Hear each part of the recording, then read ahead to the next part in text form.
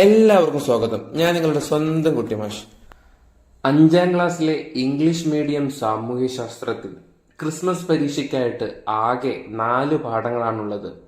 5ാമത്തെ പാഠമായ let's draw and read, 6ാമത്തെ പാഠമായ പീപ്പിൾ ബൈ ദ പീപ്പിൾ, 7ാമത്തെ പാഠമായ ട്രാൻസ്പോർട്ട് ആൻഡ് കമ്മ്യൂണിക്കേഷൻ സിസ്റ്റംസ്, 8ാമത്തെ പാഠമായ നോ അവർ ലാൻഡ്. ഈ 4 പാഠങ്ങളിൽ നിന്നും പരീക്ഷയ്ക്ക് വരാൻ സാധ്യതയുള്ള എല്ലാ ചോദ്യങ്ങളും ഈ വീഡിയോയിൽ ഉൾപ്പെടുത്തിയിട്ടുണ്ട്. അപ്പൊ നമുക്ക് 1ാമത്തെ പാഠത്തിലേക്ക് പോയാലോ? Let's draw and read. 1ാമത്തെ ചോദ്യം, the map of India is given below, find out the direction correctly. താഴെ ഇന്ത്യയുടെ ഭൂപടം നൽകിയിരിക്കുന്നു, ദിശ കൃത്യമായിട്ട് മനസ്സിലാക്കണം. മുകളിൽ എന്താണ്? നോർത്ത്. താഴെയോ? സൗത്ത്. ഇടതുവശത്തോ നമ്മുടെ കേരളമൊക്കെ ഉള്ള ഭാഗം വെസ്റ്റ്. തൊട്ടപ്പുറത്തെ വശത്തോ വെസ്റ്റ് ബംഗാളൊക്കെ ഉള്ള ഭാഗം അത് ഈസ്റ്റ്. 2ാമത്തെ ചോദ്യം, where is the direction of the sun rising? East. 3ാമത്തെ ചോദ്യം, where is the direction of the sun setting? West. What is the name of an instrument used in ancient times to find the direction? Compass. What is the difference between a globe and map? ഗ്ലോബും മാപ്പും തമ്മിലുള്ള വ്യത്യാസമാണ് ചോദിക്കുന്നത്. A globe is a spherical model of earth. അതായത് ഗോളാകൃതിയിലുള്ള ഭൂമിയുടെ മാതൃകയാണ് globe. If the futures of the earth surface are drawn on a flat surface we can develop a map. ഗോളാകൃതിയിലുള്ള ഭൂമിയുടെ ഉപരിതല സവിശേഷതകൾ ഒരു പരന്ന പ്രതലത്തിൽ വരച്ചു ചേർത്താൽ അത് ഭൂപടമായി മാറും. 6ാമത്തെ ചോദ്യം, വാട്ട് ഈസ് ദ ഇക്വേറ്റർ? എന്താണ് ഭൂമധ്യരേഖ? The equator is the imaginary line that divides the globe into 2 hemispheres. It runs exactly through the center of globe. ഭൂമിയുടെ ഗ്ലോബിനെ 2 അർദ്ധഗോളങ്ങളായി വിഭജിക്കുന്ന രേഖയാണ് ഭൂമധ്യരേഖ. ഇത് ഗ്ലോബിന്റെ കൃത്യ മധ്യഭാഗത്ത്, അതായത് നടുക്കൂടെ കടന്നു പോകുന്നു. കണ്ടില്ലേ, മുകളിൽ ചിത്രം കണ്ടില്ലേ? പിന്നെ 2 പോയിന്റ് കൂടെ പറയുന്നുണ്ട്. The area above the equator is known as the northern hemisphere. മുകൾ ഭാഗം, അതായത് ഭൂമധ്യരേഖയുടെ മുകൾ ഭാഗം നോർത്തേൺ ഹെമിസ്ഫിയർ എന്നറിയപ്പെടുന്നു. The area below the equator is known as southern hemisphere. താഴത്തെ ഭാഗം എന്താണ്? Southern hemisphere. 7ാമത്തെ ചോദ്യം, what are lines of latitude? Lines of latitude are circular lines drawn parallel to the equator above and below it from left to right. കണ്ടില്ലേ, ഇടതുവശത്ത് ഞാൻ അതിന്റെ ചിത്രം കൊടുത്തിട്ടുണ്ട് കേട്ടോ. അതാണ് ലൈൻസ് ഓഫ് ലാറ്റിറ്റ്യൂഡ്. 8ാമത്തെ ചോദ്യം, what are lines of longitude? Lines of longitude are semi circular lines drawn perpendicular to the lines of latitude from top to bottom. അതായത് മുകളിൽ നിന്ന് താഴേക്കുള്ള വരകളാണ് എന്താണ്? അതായത് മുകളിൽ നിന്നും താഴേക്കുള്ള വരകളാണ് ലൈൻസ് ഓഫ് ലോഞ്ചിറ്റ്യൂഡ്. അത്രേ ഉള്ളൂ. എന്നാലോ ലൈൻസ് ഓഫ് ലാറ്റിറ്റ്യൂഡോ ഇടത്തുനിന്ന് വലത്തോട്ടുള്ള വര. ഇത് രണ്ടും അങ്ങോട്ടും ഇങ്ങോട്ടും മാറിപ്പോകാണ്ടിരുന്നാൽ മതി. 9ാമത്തെ ചോദ്യം, what are the essential components a map should have? Title, direction, index. 10ാമത്തെ ചോദ്യം, ഇൻഡെക്സസ്, സിംബൽസ്. ഇതിൽ കാണിച്ചിരിക്കുന്ന സിംബൽസ് ഏതിൻ്റെയൊക്കെയാണെന്ന് കൃത്യമായിട്ട് നിങ്ങൾ ചിത്രം നോക്കി മനസ്സിലാക്കി പഠിക്കേണ്ടതാണ്. ഇത് പരീക്ഷയ്ക്കൊക്കെ ചോദിക്കാൻ സാധ്യതയുണ്ട്. 11ാമത്തെ ചോദ്യം, what is cartography? Cartography is the branch of science that deals with the preparation of maps. A person who prepares maps is known as cartographer. ഭൂപടങ്ങൾ തയ്യാറാക്കുന്ന ശാസ്ത്രശാഖയാണ് കാർട്ടോഗ്രഫി. ഭൂപടങ്ങൾ തയ്യാറാക്കുന്ന ആൾ കാർട്ടോഗ്രാഫർ എന്നാണ് അറിയപ്പെടുന്നത്. 12ാമത്തെ ചോദ്യം, which central government agency is responsible for verifying, producing and publishing maps in our country? നമ്മുടെ രാജ്യത്ത് ഭൂപടങ്ങൾ പരിശോധിക്കുന്നതിനും പ്രസിദ്ധീകരിക്കുന്നതിനും ചുമതലപ്പെട്ട കേന്ദ്ര സർക്കാർ ഏജൻസി ഏതാണ്? Survey of India. 13ാമത്തെ ചോദ്യം, where is the headquarters of survey of India? Dehradun in Uttarakhand. അടുത്ത ചോദ്യം, which is the southern most district of Kerala? Thiruvananthapuram. Which is the northern most district of Kerala? Kasaragod. 16ാമത്തെ ചോദ്യം, which is the only district in Kerala that shares its border with 2 states? 2 സംസ്ഥാനങ്ങളുമായി അതിർത്തി പങ്കിടുന്ന കേരളത്തിലെ ഒരേയൊരു ജില്ല ഏതാണ്? വയനാട്.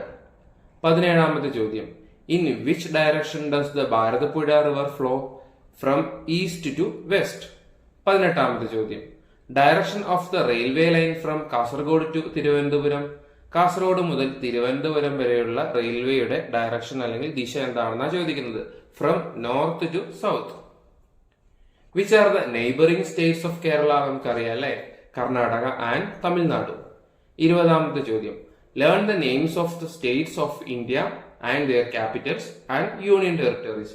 ഇന്ത്യയുടെ സംസ്ഥാനങ്ങൾ, അവയുടെ തലസ്ഥാനങ്ങൾ, കേന്ദ്രഭരണ പ്രദേശങ്ങൾ, ഇവയൊക്കെ നിങ്ങൾ പഠിച്ചിരിക്കണം. ഇതിലെല്ലാം ഒന്നും പരീക്ഷയ്ക്ക് ചോദിക്കുന്നില്ലെങ്കിലും ഏതെങ്കിലും 1-2 സംസ്ഥാനങ്ങളുടെ തലസ്ഥാനമൊക്കെ പരീക്ഷയ്ക്ക് ചോദിക്കാം. അതുകൊണ്ട് നിങ്ങൾ എല്ലാം തന്നെ പഠിച്ചിരിക്കണം. 21ാമത്തെ ചോദ്യം, which are the neighbouring countries of India? Afghanistan, Maldives, Myanmar, Pakistan, China, Bhutan, Nepal, Sri Lanka, Bangladesh. 22ാമത്തെ ചോദ്യം, which sea is to the west of India? Arabian sea. Which sea is to the south of India? Indian ocean. Which sea is to the east of India? Bay of Bengal. Which is the capital of India? Delhi. Which is the union territory to the north of India? Ladakh. 28ാമത്തെ ചോദ്യം, in which part of India is Arunachal Pradesh situated? In the north east. Which is the neighboring country to the south of India? Sri Lanka. Which is the southernmost union territory? Andaman and Nicobar Island. How many states and union territories are there in India?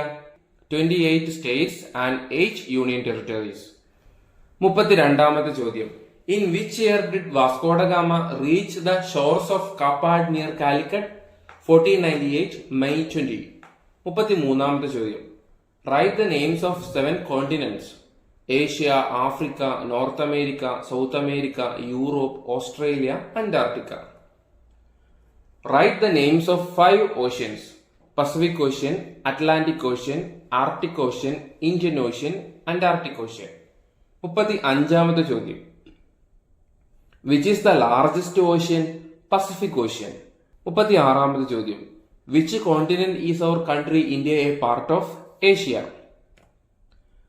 അടുത്ത ചോദ്യം, which is the largest continent? Asia. Which continent is found between the Atlantic ocean and the Indian ocean? അതായത് Atlantic ഓഷ്യനും Indian ഓഷ്യനും ഇടയിലുള്ള continent ഏതാണെന്നാണ് ചോദിക്കുന്നത്. Africa. ഇനി കുറച്ച് model questions ആണ്. ഇതൊക്കെ ചിലപ്പോൾ പരീക്ഷയ്ക്ക് വരാനൊക്കെ സാധ്യതയുണ്ട് കേട്ടോ. Activity 1. After leaving school in the evening, the bus of the Venmani Government UP School, the places where children are dropped off are shown in the picture below. Look at the picture and find out in which direction each children is dropped off. Venmony government UP സ്കൂളിന്റെ bus വൈകുന്നേരം school വിട്ടതിനു ശേഷം കുട്ടികളെ ഇറക്കുന്ന സ്ഥലങ്ങളാണ് താഴെയുള്ള ചിത്രത്തിൽ കാണിച്ചിരിക്കുന്നത്. ചിത്രം നോക്കി ഓരോ കുട്ടികളെയും ഏതൊക്കെ ദിക്കുകളിൽ ആണ് ഇറക്കുന്നത് എന്ന് കണ്ടെത്തി എഴുതുക. സുമിത്ര ആൻഡ് ഹെർ 3 ഫ്രണ്ട്സ്, അവര് ഏത് ദിക്കിലായിരിക്കും, ഏത് ഡയറക്ഷനിലായിരിക്കും ഇറങ്ങുന്നത്? നിങ്ങൾ ആ ഡയറക്ഷൻ ഒന്ന് നോക്കൂ. വെസ്റ്റ് അല്ലേ. ബാബു ആൻഡ് 2 ഫ്രണ്ട്സ്, അവര് ഏത് ഡയറക്ഷനിലായിരിക്കും ഇറങ്ങുക? ഡയറക്ഷൻ നിങ്ങൾ കൃത്യമായിട്ട് നോക്കൂ, പഠിച്ചതല്ലേ. ഈസ്റ്റിലായിരിക്കും അല്ലെ. ഫർഹാൻ ആൻഡ് 5 ഫ്രണ്ട്സ് ഏത് ഡയറക്ഷനായിരിക്കും? മുകൾ ഭാഗം അല്ലേ, അപ്പൊ എന്തായിരിക്കും? നോർത്ത് ഡയറക്ഷൻ ആയിരിക്കും. എളുപ്പമല്ലേ. Activity 2. What is the index given above used to indicate on the map? ഇവിടെ കൊടുത്തിരിക്കുന്ന ഇൻഡെക്സ് എന്തിനെയാണ് സൂചിപ്പിക്കുന്നത്? ഓപ്ഷൻസ് ഉണ്ട് കേട്ടോ. A railway line, B river, C airport, D road. എന്തായിരിക്കും ഉത്തരം? എളുപ്പം അല്ലേ. റിവറിനെയാണ് ഈ ഇൻഡെക്സ് സൂചിപ്പിക്കുന്നത്. B question, the line marked A in the picture above divides the earth in to 2 hemisphere. What is the name of this line? A എന്ന് mark ചെയ്തിരിക്കുന്ന line ഏതാണ്? ഇക്വേറ്റർ. സംശയമൊന്നുമില്ലല്ലോ അല്ലെ. B and C are 2 hemisphere, അത് നമുക്കറിയാം. Right the names of both hemispheres. Answer B ഏതാണ്? Northern hemisphere. C ഏതാണ്? Southern hemisphere. അടുത്ത ചോദ്യം, what is the name of the imaginary lines used to determine the location of a place on earth? Answer lines of latitude and lines of longitude. രണ്ടാമത്തെ പാഠമാണ് people by the people. ഒന്നാമത്തെ ചോദ്യം, what is democracy? Democracy is a system in which the people directly or through elected representatives make decisions on matters of governance. ജനങ്ങൾ നേരിട്ടോ അവർ തിരഞ്ഞെടുക്കുന്ന ജനപ്രതിനിധികളോ ഭരണപരമായ കാര്യങ്ങളിൽ തീരുമാനമെടുക്കുന്ന സംവിധാനമാണ് എന്ത്? ജനാധിപത്യം. Where did the first form of democracy emerge? ജനാധിപത്യത്തിന്റെ ആദ്യ രൂപം ഉദയം ചെയ്തത് എവിടെയായിരിക്കും? In Athens. ഏതൻസ് എവിടെയാണ്? ഗ്രീസിലാണ്. Where did the current form of democracy begin? ഡെമോക്രസിയുടെ ഇപ്പോ ഉള്ള രൂപം ഏത് രാജ്യത്തു നിന്നായിരിക്കും വന്നത്? From England. നാലാമത്തെ ചോദ്യം, where did the system of elections, representative government and parliament formed? തിരഞ്ഞെടുപ്പ്, ജനപ്രതിനിധികളുടെ ഭരണം, പാർലമെന്റ് എന്നീ സംവിധാനങ്ങൾ രൂപപ്പെട്ടത് എവിടെയായിരിക്കും? In England. Who first used the word democracy? Democracy എന്ന പദം ആദ്യമായി ഉപയോഗിച്ചത് ആരാണ്? The ancient Greek historian Herodotus. ആറാമത്തെ ചോദ്യം, which are the Greek words that are used to form the word democracy? The word democracy is formed from the Greek words demos and kratos. Demos എന്ന വാക്കിന്റെ അർത്ഥം എന്താ? People എന്നാണ്. Kratos എന്ന വാക്കിന്റെ അർത്ഥം എന്താ? പവർ. ഏഴാമത്തെ ചോദ്യം, what are ഗ്രാമസഭാസ്? ഗ്രാമസഭാസ് are platforms where all the people get a chance to participate and take decisions in the administrative and developmental process of a locality. All the people whose names are included in the electoral roll of each ward of a Grama Panchayat are members of the Gram Sabha. In urban areas, these are known as a Ward Sabhas. ഒരു നാടിന്റെ ഭരണവികസന പ്രക്രിയയിൽ എല്ലാ ജനങ്ങൾക്കും പങ്കാളികളാകാനും തീരുമാനങ്ങൾ എടുക്കാനും അവസരം ലഭിക്കുന്ന വേദികളാണ് ഗ്രാമസഭകൾ. ഒരു ഗ്രാമപഞ്ചായത്തിലെ ഓരോ വാർഡിലെയും വോട്ടർ പട്ടികയിൽ പേര് ചേർക്കപ്പെട്ട മുഴുവൻ ജനങ്ങളും ഗ്രാമസഭയിലെ അംഗങ്ങളാണ്. നഗരങ്ങളിൽ ഇവ വാർഡ് സഭകൾ എന്നാണ് അറിയപ്പെടുന്നത്. എട്ടാമത്തെ ചോദ്യം, what is participatory democracy or direct democracy? അത് എന്താണ് പങ്കാളിത്ത ജനാധിപത്യം അല്ലെങ്കിൽ പ്രത്യക്ഷ ജനാധിപത്യം? Participatory democracy or direct democracy is A form of government in which the people directly participate in the administrative affairs of government. This method is possible in areas with a relatively less population and limited land areas. Example Switzerland. ജനങ്ങൾ നേരിട്ട് ഭരണകാര്യങ്ങളിൽ പങ്കാളികളാകുന്ന ഭരണവ്യവസ്ഥയാണ് പങ്കാളിത്ത ജനാധിപത്യം അല്ലെങ്കിൽ പ്രത്യക്ഷ ജനാധിപത്യം. ജനസംഖ്യ കുറഞ്ഞ രാജ്യങ്ങളിലാണ് ഈ രീതി സാധ്യമാകുന്നത്. ഉദാഹരണം, ലോകത്തൊറ്റ രാജ്യത്തെ ഇപ്പോൾ പാർട്ടിസിപ്പേറ്ററി ഡെമോക്രസി ഉള്ളൂ, അത് സ്വിറ്റ്സർലൻഡിലാണ്. അടുത്ത ചോദ്യം, what is indirect democracy or representative democracy? എന്താണ് പരോക്ഷ ജനാധിപത്യം അല്ലെങ്കിൽ പ്രാതിനിധ്യ ജനാധിപത്യം എന്നാണ് ചോദിക്കുന്നത്. Indirect democracy or representative democracy is a form of democracy in which representatives who are elected by the people rule on behalf of the people. This method is mostly seen in countries with a large population. Example, India, Britain, America, Canada. ജനങ്ങൾ തിരഞ്ഞെടുക്കുന്ന ജനപ്രതിനിധികൾ ജനങ്ങൾക്ക് വേണ്ടി ഭരണം നടത്തുന്ന ജനാധിപത്യ രീതിയാണ് പരോക്ഷ ജനാധിപത്യം അല്ലെങ്കിൽ പ്രാതിനിധ്യ ജനാധിപത്യം. ജനസംഖ്യ കൂടിയ രാജ്യങ്ങളിലാണ് ഈ രീതി കൂടുതലായും കാണുന്നത്. ഉദാഹരണം, ഇന്ത്യ, ബ്രിട്ടൻ, അമേരിക്ക, കാനഡ.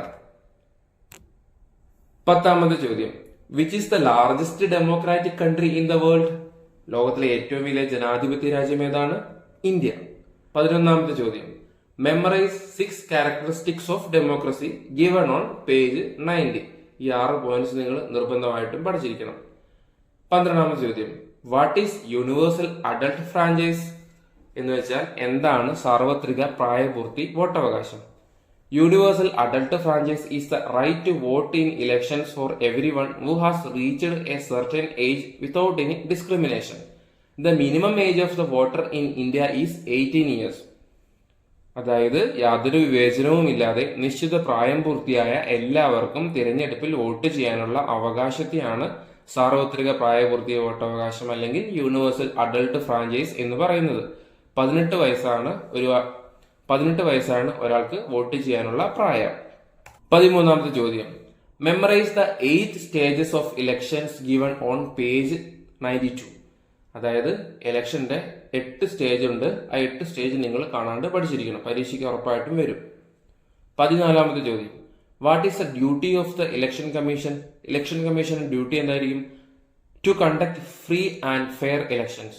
15ാമത്തെ ചോദ്യം, who appoints the members of the election commission? Election commission മെമ്പേഴ്സിനെയൊക്കെ അപ്പോയിന്റ് ചെയ്യുന്നവരാണ്? The president. 16ാമത്തെ ചോദ്യം, memorise the 6 functions of elections given on page 92. Page 92 കൊടുത്തിട്ടുള്ള ഇലക്ഷന്റെ 6 ഫങ്ഷൻസ് നിങ്ങൾ കാണാതെ പഠിക്കണം. ഇനി മോഡൽ ക്വസ്റ്റ്യൻസ് ആണ്. Activity 1. Which of the following statements are correct? താഴെയുള്ളതിൽ ഏതാണ് correct? A.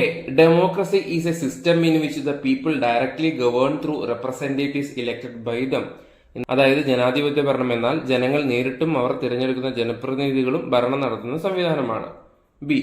The people get the opportunity to directly participate in the affairs of government through local self-government institutions. തദ്ദേശ സ്വയംഭരണ സ്ഥാപനങ്ങൾ വഴി ജനങ്ങൾക്ക് നേരിട്ട് ഭരണകാര്യങ്ങളിൽ ഇടപെടാൻ അവസരം ലഭിക്കുന്നു. ഈ വായിക്കുമ്പോൾ ഇതൊക്കെ ശരിയാണോ നിങ്ങളൊന്ന് മനസ്സിലാക്കിക്കണേ. C. The head of the local self-government institution implements the decisions of the people in the villages. തദ്ദേശ സ്വയംഭരണ സ്ഥാപനത്തിന്റെ തലവൻ സ്വയം തീരുമാനിക്കുന്ന കാര്യങ്ങൾ ഗ്രാമങ്ങളിൽ നടപ്പിലാക്കി വരുന്നു. D. All the people of the village can participate in the gram sabha. ഗ്രാമത്തിലെ മുഴുവൻ ജനങ്ങൾക്കും ഗ്രാമസഭയിൽ പങ്കെടുക്കാം. ഇതിൽ ഏതൊക്കെയായിരിക്കും ശരി? Answer A and B are correct. B question. Arrange the notices given regarding the election of the school parliament correctly according to the stages of the election. ഇവിടെ തെറ്റായിട്ടാണ് ഇലക്ഷന്റെ സ്റ്റേജസ് കൊടുത്തിരിക്കുന്നത്. നിങ്ങൾ എന്ത് ചെയ്യണം? ഇത് റീ അറേഞ്ച് ചെയ്ത് നിങ്ങൾ ശരിയാക്കണം. എന്താണ് ശരി? Submission of nomination. രണ്ടാമത്തെ സ്റ്റെപ്പ് എന്താ? Scrutiny of nomination. മൂന്നോ withdrawal of nomination. 4 publication of the final list of candidates. 5 polling ആണ്. ആറാമത്തെ ഘട്ടം എന്താ? Counting of votes and declaration of results. ഏഴാമത്തത് first meeting of the school parliament. Activity 2. Write 4 situations that prove that democracy is a way of life. ജനാധിപത്യം ഒരു ജീവിതക്രമമാണ് എന്ന് തെളിയിക്കുന്ന 4 സന്ദർഭങ്ങൾ എഴുതുക. ഒന്നാമത്തെ സന്ദർഭം. Decisions are made by considering everyone's opinion. എല്ലാവരുടെയും അഭിപ്രായങ്ങൾ പരിഗണിച്ചുകൊണ്ടാണ് തീരുമാനങ്ങൾ എടുക്കുന്നത്. Waiting patiently until his return comes. അതായത് തന്റെ അവസരം വരുന്നത് വരെ ക്ഷമയോടെ നമ്മൾ എന്ത് കാര്യം ചെയ്യുമ്പോഴും കാത്തിരിക്കണം. മൂന്നാമത്തത് എന്താ? Obeying traffic rules. ഗതാഗത നിയമങ്ങൾ പാലിക്കണം. Keeping public spaces clean. പൊതു ഇടങ്ങൾ വൃത്തിയായി സൂക്ഷിക്കുന്നു. B question. Why are you not allowed to vote in the general election? നിങ്ങൾക്ക് എന്താണ് ഇലക്ഷനിലൊന്നും വോട്ട് ചെയ്യാൻ പറ്റാത്തത്? 18 വയസ്സായാലേ ഇലക്ഷന് വോട്ട് ചെയ്യാൻ പറ്റൂ. അത്രയേ ഉള്ളൂ ഉത്തരം. ഇനി നമുക്ക് 7ാമത്തെ പാഠത്തിലേക്ക് പോയാലോ? Road transport and communication system. ഒന്നാമത്തെ ചോദ്യം.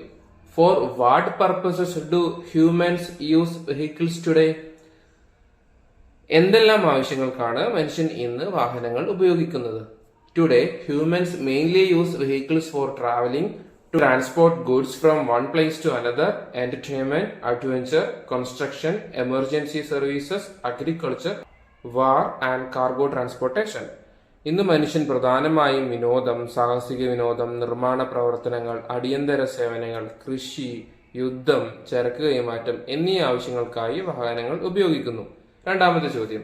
How might humans have met their needs before the invention of vehicles? What were the limitations of these? വാഹനങ്ങൾ കണ്ടുപിടിക്കുന്നതിന് മുൻപ് മനുഷ്യൻ ഗതാഗത ആവശ്യങ്ങൾ എങ്ങനെയായിരിക്കും നിറവേറ്റിയിട്ടുണ്ടാവുക? വാഹനങ്ങൾ ഇല്ലാത്ത കാലത്തെ പരിമിതികൾ എന്തൊക്കെയായിരിക്കും? Before the invention of vehicles, humans relied on animals for transportation. At that time, goods were carried on foot and on horseback and by carrying on the head. മനുഷ്യൻ ഗതാഗതത്തിനായി മൃഗങ്ങളെയാണ് പണ്ട് ആശ്രയിച്ചിരുന്നത്. ചരക്കുകൾ കാൽനടയായും തലച്ചുമടായും കൊണ്ടുപോകുന്ന രീതിയായിരുന്നു അന്നുണ്ടായിരുന്നത്. കാരണം അന്ന് വാഹനങ്ങൾ ഇല്ലല്ലോ. ഇതിന്റെ ലിമിറ്റേഷൻസ് ആണ് കേട്ടോ പറയുന്നത്. എന്തിന്റെ ലിമിറ്റേഷൻ ആണ്? വാഹനങ്ങൾ ഇല്ലാത്ത കാലത്ത് എന്തൊക്കെ പ്രശ്നങ്ങളൊക്കെ മനുഷ്യൻ അഭിമുഖീകരിക്കേണ്ടി വന്നിട്ടുണ്ടാവും. ആ പ്രശ്നങ്ങളൊക്കെയാണ് ഇനി പറയാൻ പോകുന്നത്. Human labour become more necessary due to the absence of vehicle. വാഹനങ്ങൾ ഇല്ലാത്തത് കാരണം തന്നെ മനുഷ്യന്റെ അധ്വാനം കൂടുതൽ ആവശ്യമായി വന്നു. Travel was very difficult and delayed. യാത്രകൾ വളരെ ബുദ്ധിമുട്ടേറിയതും കാലതാമസം നേരിടുന്നതുമായിരുന്നു. The increasing needs of man could not be met. മനുഷ്യന്റെ വർദ്ധിച്ചു വരുന്ന ആവശ്യങ്ങൾ നിറവേറ്റാൻ കഴിഞ്ഞിരുന്നില്ല. മൂന്നാമത്തെ ചോദ്യം. What does the word Mesopotamia mean? The land between two rivers. Who started the construction of modern type of roads? Scottish engineer J.L. McAdam in 1820. Prepare a note on the changes in road transport. Initially, there were vehicles pulled by humans. Later, animals were used to pull vehicles, which reduced human labor. Later, bicycles were used, which required human labor.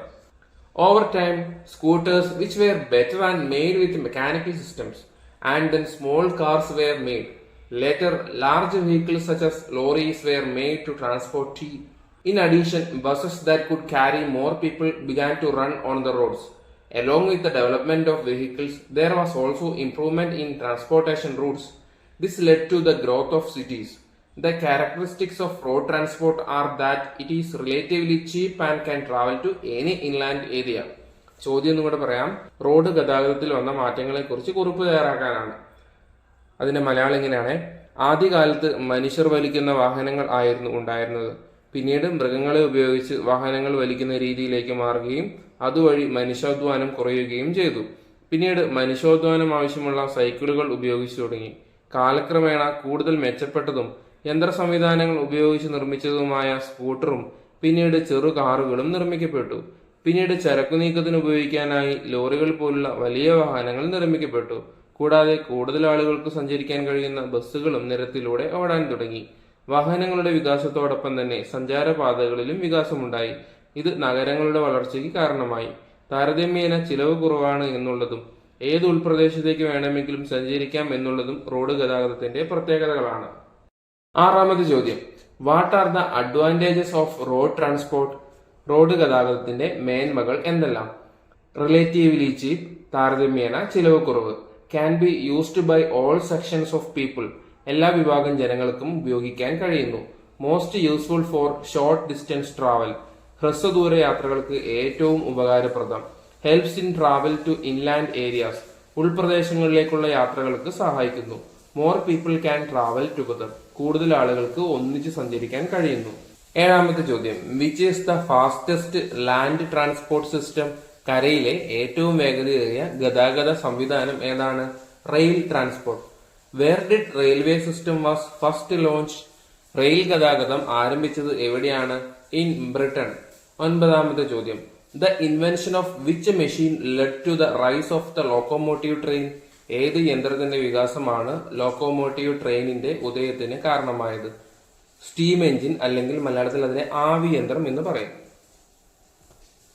പത്താമത്തെ ചോദ്യം: who build the world's first locomotive train engine?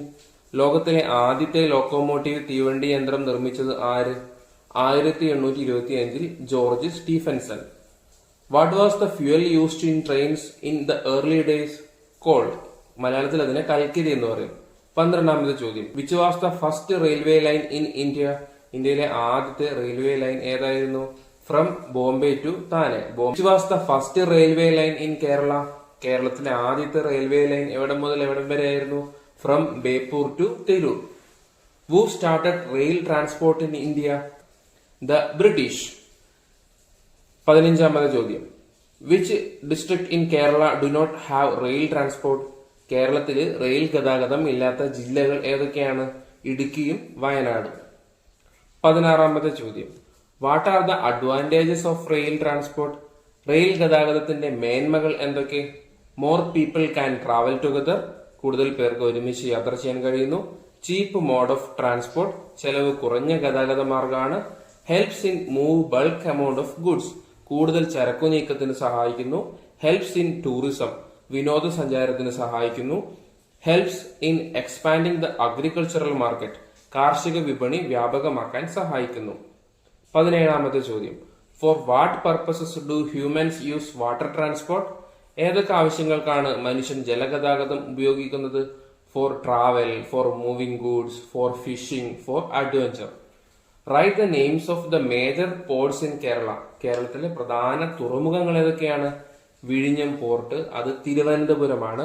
Cochin port, അത് എറണാകുളമാണ്. 19ാമത്തെ ചോദ്യം: what are the advantages of water transport? ജലഗതാഗതത്തിന്റെ മേന്മകൾ എന്തൊക്കെയാണ്? Relatively low cost, താരതമ്യേന ചിലവ് കുറവ്. ലെസ് പൊല്യൂഷൻ, മലിനീകരണം കുറവ്. Helps in movement of bulk goods, കൂടുതൽ ചരക്കു നീക്കത്തിന് സഹായിക്കുന്നു.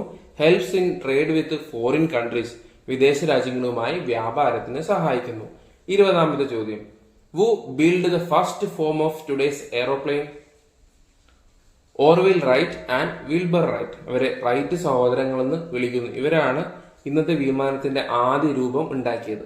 21ാമത്തെ ചോദ്യം: The name of the aeroplane built by the Wright brothers. Wright brothers ഉണ്ടാക്കിയ എയറോപ്ലെയിന്റെ പേരെന്താണ്? ഫ്ലെയർ 1. 22ാമത്തെ ചോദ്യം. When did air transport start in India? 1911. 23ാമത്തെ ചോദ്യം. Which is the first commercial airline in India? Tata Airlines. Where was the first airport in India established? ഇന്ത്യയിലെ ആദ്യത്തെ airport ഏതായിരുന്നു? ജുഹു എന്ന് പറഞ്ഞ സ്ഥലത്തായിരുന്നു. അത് മുംബൈയിലായിരുന്നു. 25ാമത്തെ ചോദ്യം. What are the advantages of air travel? വ്യോമ ഗതാഗതത്തിന്റെ മേന്മകൾ എന്തൊക്കെയാണ്? Fastest mode of transport. വളരെ വേഗത്തിലുള്ള ഒരു ഗതാഗത മാർഗമാണിത്. Used for national defence services. രാജ്യത്തിന്റെ സുരക്ഷയ്ക്കായിട്ട് ഉപയോഗിക്കുന്നു. ഫോർ ടൂറിസം, വിനോദസഞ്ചാരത്തിന്. ഫോർ ബിസിനസ് കാര്യങ്ങളൊക്കെ ആയിട്ട്. Can travel longer distances in less time, കൂടുതൽ ദൂരം കുറഞ്ഞ സമയത്തിനുള്ളിൽ സഞ്ചരിക്കാൻ സാധിക്കുന്നു. ഫാസ്റ്റസ്റ്റ് മോഡ് ഓഫ് ട്രാൻസ്പോർട്ട് നമ്മൾ നേരത്തെ പറഞ്ഞു. Helps in escaping from natural disasters, പ്രകൃതി ദുരന്തങ്ങളിൽ നിന്ന് രക്ഷപ്പെടാൻ സഹായിക്കുന്നു. 26ാമത്തെ ചോദ്യം. Which district are the international airports of Kerala located? കേരളത്തിലെ അന്താരാഷ്ട്ര വിമാനത്താവളങ്ങൾ ഏതൊക്കെ ജില്ലകളിലാണ്? കണ്ണൂർ, മലപ്പുറം, എറണാകുളം, തിരുവനന്തപുരം. 27ാമത്തെ ചോദ്യം. What are the consequence of an increased number of vehicles? വാഹനങ്ങളുടെ എണ്ണം കൂടുന്നത് എന്തൊക്കെ പ്രശ്നങ്ങളാണ് സൃഷ്ടിക്കുന്നത്? Air pollution, noise pollution, traffic congestion, pedestrian safety decreases, health problems. Pedestrian safety decreases എന്ന് പറഞ്ഞു കഴിഞ്ഞാൽ കാൽനട യാത്രക്കാരുടെ സുരക്ഷ കുറയുന്നു എന്നാണ് കേട്ടോ. How do humans communicate? മനുഷ്യൻ എങ്ങനെയാണ് ആശയവിനിമയം നടത്തുന്നത്? Through letters, through conversation, by phone, through the medias. 29ാമത്തെ ചോദ്യം. How did one person convey an idea to another when there was no language, writing or symbols? ഭാഷയോ എഴുത്തുവിദ്യയോ ചിഹ്നങ്ങളോ ഇല്ലാതിരുന്ന ഒരു കാലത്ത് ഒരു ആശയം എങ്ങനെയാണ് ഒരാൾ മറ്റൊരാളുമായി കൈമാറിയിരുന്നത്? ത്രൂ ഗസ്റ്റേഴ്സ്, അതായത് ആംഗ്യങ്ങളിലൂടെ. ബൈ മേക്കിംഗ് സ്പെസിഫിക് സൗണ്ട്സ്, പ്രത്യേക ശബ്ദങ്ങൾ പുറപ്പെടുവിച്ചുകൊണ്ട്. By using pictures drawn on cave entrances and rocks, ഗുഹാമുഖങ്ങളിലും പാറകളിലും വരച്ചിട്ട ചിത്രങ്ങൾ ഉപയോഗിച്ചുകൊണ്ട്. 30ാമത്തെ ചോദ്യം. Who were the first to develop writing? എഴുത്തുവിദ്യ ആദ്യമായി വികസിപ്പിച്ചത് ആരാണ്? The Sumerians. 31ാമത്തെ ചോദ്യം. By what name was the Sumerian script known? സുമേറിയക്കാരുടെ എഴുത്തുവിദ്യ അറിയപ്പെട്ടത് ഏത് പേരിലാണ്? Cuneiform. Which writing system was developed in Egypt? ഈജിപ്തിൽ രൂപപ്പെട്ട എഴുത്തുവിദ്യ ഏതാണ്? ഹൈറോഗ്ലിഫിക്സ്. 33ാമത്തെ ചോദ്യം.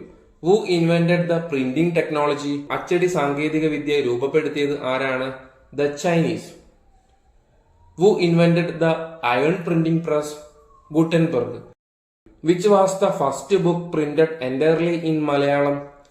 പൂർണ്ണമായും മലയാളത്തിൽ അച്ചടിച്ചിട്ടുള്ള ആദ്യത്തെ പുസ്തകം ഏത്? സംക്ഷേപ വേദാർത്ഥ. 36ാമത്തെ ചോദ്യം. Prepare a note on the impact of information technology on our daily lifes. നമ്മുടെ ദൈനംദിന ജീവിതത്തിൽ വിവരസാങ്കേതിക വിദ്യ ചെലുത്തുന്ന സ്വാധീനത്തെക്കുറിച്ച് കുറിപ്പ് തയ്യാറാക്കുക. ഇൻഫർമേഷൻ ടെക്നോളജിയെ കുറിച്ചുള്ള ഈ നോട്ട് ഈ ചാനലിൽ തന്നെ മറ്റൊരു വീഡിയോയിൽ കിടപ്പുണ്ട്. ആ വീഡിയോയുടെ ലിങ്ക് തൊട്ട് താഴെ ഡിസ്ക്രിപ്ഷനിൽ കൊടുത്തിട്ടുണ്ട്. നിങ്ങൾക്ക് ആ ക്ലാസ്സും കാണാവുന്നതാണ്. ഇനി നമുക്ക് സാമ്പിൾ ക്വസ്റ്റ്യൻസ് നോക്കിയാലോ. Activity 1. How were wheels used for transportation in the past? മുൻകാലങ്ങളിൽ ചക്രങ്ങൾ ഗതാഗതത്തിന് ഉപയോഗിച്ചിരുന്നത് എങ്ങനെയെല്ലാമായിരുന്നു? Answer. Wheeled carts were pulled by humans. Later animals were used to pull wheeled carts. ചക്രങ്ങൾ ഘടിപ്പിച്ച വാഹനങ്ങൾ മനുഷ്യൻ വലിച്ചുകൊണ്ട് പോയിരുന്നു. പിന്നീട് ചക്രങ്ങൾ ഘടിപ്പിച്ച വാഹനങ്ങൾ വലിക്കാൻ മൃഗങ്ങളെ ഉപയോഗിച്ചു. ഇനി B question. What are the main modes of transportation that we use today? ഇന്ന് നാം ഉപയോഗിക്കുന്ന പ്രധാന ഗതാഗത മാർഗങ്ങൾ ഏതൊക്കെയാണ്? Answer. Land transport, water transport, air transport. Activity 2.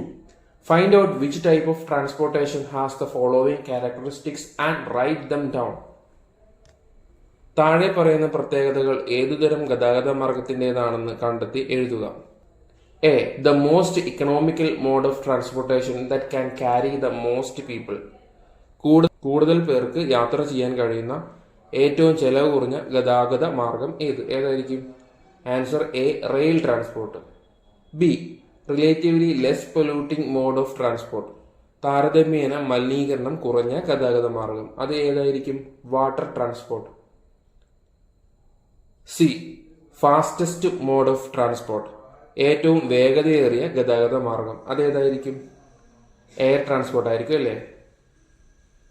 Accessible mode of transport for all sections of the population. എല്ലാ വിഭാഗം ജനങ്ങൾക്കും പ്രാപ്യമായ ഗതാഗത മാർഗം. അതേതായിരിക്കും? Option D, road transport. എട്ടാമത്തെ പാഠമാണ് നോ ദ ലൈറ്റ്. അപ്പൊ നമുക്ക് ഒന്നാമത്തെ ചോദ്യത്തിലേക്ക് പോയാലോ. Which are the 3 physiographical divisions of Kerala? കേരളത്തിന്റെ 3 ഭൂപ്രകൃതി വിഭാഗങ്ങൾ ഏതൊക്കെ? Highland, midland, coastal areas. അതായത് മലനാട്, ഇടനാട്, തീരപ്രദേശം. രണ്ടാമത്തെ ചോദ്യം, what is the altitude of each physiographical division from sea level? ഓരോ ഭൂപ്രകൃതി വിഭാഗത്തിന്റെയും സമുദ്രനിരപ്പിൽ നിന്നുള്ള ഉയരം എത്രയാണ്? കോസ്റ്റൽ റീജിയൻ ബിലോ 7.5 മീറ്റേഴ്സ് ആണ്. Midland between 7.5 metres and 75 metres ആണ്. ഹൈലാൻഡ് എബോവ് 75 മീറ്റേഴ്സ് ആണ്. മൂന്നാമത്തെ ചോദ്യം, which physiographical division is adjacent to the Lakshadweep sea? Lakshadweep കടലിനോട് ചേർന്ന് കിടക്കുന്ന ഭൂപ്രകൃതി വിഭാഗം ഏതാണ്? Coastal areas. നാലാമത്തെ ചോദ്യം, which physiographic division of Kerala is located near the state borders of Tamil Nadu and Karnataka? Tamil Nadu, Karnataka എന്നീ സംസ്ഥാന അതിർത്തികളോട് ചേർന്ന് സ്ഥിതി ചെയ്യുന്ന കേരളത്തിലെ ഭൂപ്രകൃതി വിഭാഗം ഏതാണെന്നാണ് ചോദിക്കുന്നത്. Highland. From which physiographic division do all 44 reverse of Kerala originate? കേരളത്തിലെ 44 നദികളും ഉത്ഭവിക്കുന്നത് ഏത് ഭൂപ്രകൃതി വിഭാഗത്തിൽ നിന്നാണ്? അതും ഹൈലാൻഡ് തന്നെയാണ്. ആറാമത്തെ ചോദ്യം, which physiographical division is characterised by hillocks, rivers, valleys etcetera? ചെറു കുന്നുകളും നദികളും താഴ്വരകളും ഒക്കെയുള്ള ഭൂപ്രകൃതി വിഭാഗങ്ങൾ ഏതാണ്? മിഡ്ലാൻഡ്സ്. ഏഴാമത്തെ ചോദ്യം, which are the district present in coastal areas? തീരപ്രദേശമുള്ള ജില്ലകൾ ഏതൊക്കെയാണ്? കാസർഗോഡ്, കണ്ണൂർ, കോഴിക്കോട്, മലപ്പുറം, തൃശൂർ, എറണാകുളം, ആലപ്പുഴ, കൊല്ലം, തിരുവനന്തപുരം. എട്ടാമത് ചോദ്യം, which are the main rainy seasons in Kerala? South west monsoon season or kalavarsham, north east monsoon season or thulavarsham. ഒൻപതാമത് ചോദ്യം, when is summer in Kerala? From March to May. പത്താമത്തെ ചോദ്യം, in which months does the south west monsoon season kalavarsham occur? From June to September.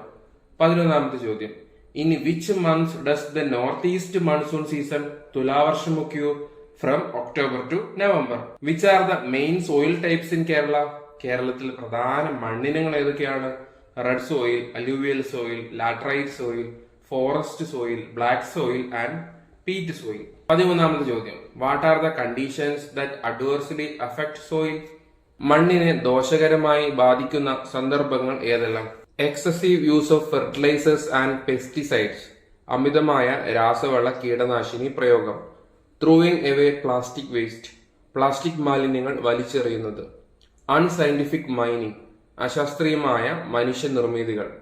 Unscientific agricultural practices, അശാസ്ത്രീയമായ കാർഷിക വൃത്തികൾ. Deforestation, വനനശീകരണം. What method should be adopted for soil conservation? മണ്ണ് സംരക്ഷണത്തിന് എന്തൊക്കെ മാർഗങ്ങൾ സ്വീകരിക്കണം? പ്ലാന്റിംഗ് മാൻഗ്രൂവ് ഫോറസ്റ്റ്, അതായത് കണ്ടൽ കാടുകൾ വെച്ച് പിടിപ്പിക്കുക. യൂസിംഗ് കൊയർ ജിയോ ടെക്സ്റ്റൈൽസ്, കയർ ഭൂവസ്ത്രം ഉപയോഗിക്കുക. ടെറസ് ഫാമിംഗ് സിസ്റ്റം, തട്ടുതിരിച്ചുള്ള കൃഷി സമ്പ്രദായം. Construction of embankments in coastal areas, തീരപ്രദേശങ്ങളിലെ പുലിമുട്ട് നിർമ്മാണം. സ്റ്റോൺ വാൾ ഫെൻസ്, മണ്ണ് ഒലിച്ചു പോകാതിരിക്കാനുള്ള കൽഭിത്തി നിർമ്മിക്കുക. 15ാമത്തെ ചോദ്യം, which day is observed as World Soil Conservation Day by United Nations? ലോക മണ്ണ് സംരക്ഷണ ദിനമായി ഐക്യരാഷ്ട്ര സംഘടന ആചരിക്കുന്നത് എന്ന്? December 5.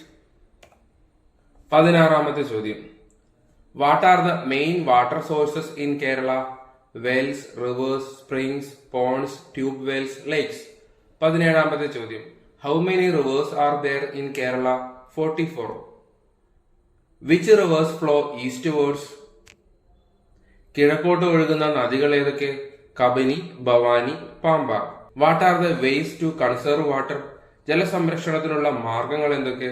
Use water properly without wasting it. ജലം കൃത്യമായി പാഴാക്കാതെ ഉപയോഗിക്കുക. ബിൽഡ് ബണ്ട്സ്, ബണ്ടുകൾ നിർമ്മിക്കുക. ബിൽഡ് റെയിൻ പിറ്റ്സ്, മഴക്കുഴികൾ നിർമ്മിക്കുക. ബിൽഡ് റെയിൻ വാട്ടർ ടാങ്ക്സ്, മഴവെള്ള സംഭരണികൾ നിർമ്മിക്കുക. ബിൽഡ് ഡാംസ്, ഡാമുകൾ നിർമ്മിക്കുക. പ്ലാന്റ് ട്രീസ്, മരങ്ങൾ വെച്ചുപിടിപ്പിക്കുക. 20ാമത്തെ ചോദ്യം. What are the main agricultural crops in the highland, midland and coastal areas? മലനാട്, ഇടനാട്, തീരപ്രദേശം എന്നിവിടങ്ങളിലെ പ്രധാന കാർഷിക വിളകൾ ഏതൊക്കെ? ഹൈലാൻഡിലെ ഏതൊക്കെയായിരിക്കും പ്രധാനപ്പെട്ട കാർഷിക വിളകൾ? Tea, coffee, cardamom, cloves, coconut. Midland ആണെങ്കിലോ rubber, coconut, coffee, tapioca. Coastal areas ആണെങ്കിലോ, അതായത് തീരപ്രദേശം, കോക്കനട്ട്, പാഡി, ട്യൂബേഴ്സ്. ഇതൊക്കെയാണ് കോസ്റ്റൽ ഏരിയാസിലെ പ്രധാനപ്പെട്ട വിളകൾ. What are the factors necessary for agricultural prosperity? കാർഷിക സമൃദ്ധിക്ക് ആവശ്യമായ ഘടകങ്ങൾ ഏതൊക്കെ? അതാണ് ചോദ്യം. ഫെർട്ടൈൽ സോയിൽ, വളക്കൂറുള്ള മണ്ണ്. ഗുഡ് സീഡ്സ്, നല്ല വിത്തുകൾ. ഗുഡ് വെതർ, നല്ല കാലാവസ്ഥ വേണം. ഇറിഗേഷൻ ഫെസിലിറ്റീസ്, ജലസേചന സൗകര്യം വേണം. മോഡേൺ ടെക്നോളജി, ആധുനിക സൗകര്യങ്ങളൊക്കെ വേണം. 22ാമത്തെ ചോദ്യം. Which are the festivals related to weather and topography? കാലാവസ്ഥയും ഭൂപ്രകൃതിയുമായി ബന്ധപ്പെട്ട ആഘോഷങ്ങൾ ഏതൊക്കെ? Onam, Vishu, Pongal, boat race, bull fighting competition, Niraputhari. What are the employment sectors related to agriculture? കൃഷിയുമായി ബന്ധപ്പെട്ട തൊഴിൽ മേഖലകൾ ഏതൊക്കെ? Fish farming, poultry farming, duck farming, cattle farming, honey collection, tapping. Name some of the natural disasters. പ്രകൃതി ദുരന്തങ്ങൾ ഏതൊക്കെയാണ്?